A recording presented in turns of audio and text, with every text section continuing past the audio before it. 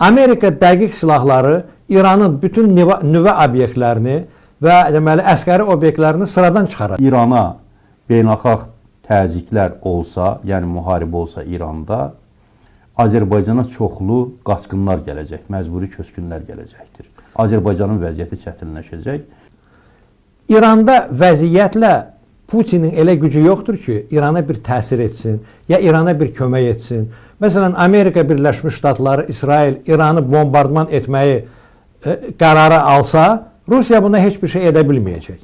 O ki qaldı, əgər İran bombardman olsa, Azərbaycana qaçqın gələcək. Mən hesab edirəm ki, əgər İran bombardman olsa, amma Amerikanın bugünkü silahları o İraq müharibəsindən o qədər fərqlidir, o qədər inkişaf edib ki, tamamilə başqa müharibə olacaqdır. Gördünüzmü? Liviyada Amerika silahı nə cür işlədi? Havadan işlədi, qoşun daxil etməyə ehtiyac olmadı. Amerika dəqiq silahları İranın bütün nüvə obyektlərini və deməli əskəri obyektlərini sıradan çıxaracaqdır. Əhaliyə toxunmayacaqdır. Bu Rusların Groznını bombardman etməsinə oxşamayacaqdır.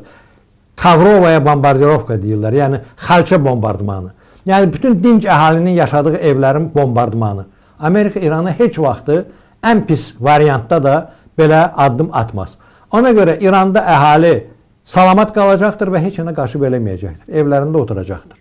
Və İran hakimiyyətindən narazı olub ki, niyə görə bizim bu qədər malımız, pulumuz hədərə getdi, nüvə deməli projələrinə getdi. Ola bilsin ki, hakimiyyətin əleyhinə çıxışlar da ola bildi. Bu cür zərbənin sonucu. Bunu indidən demək olmaz. Başqa variant da ola bilər.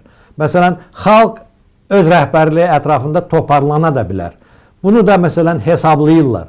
Pentagonda da, İsraildə də, Avropada da, NATO'da da.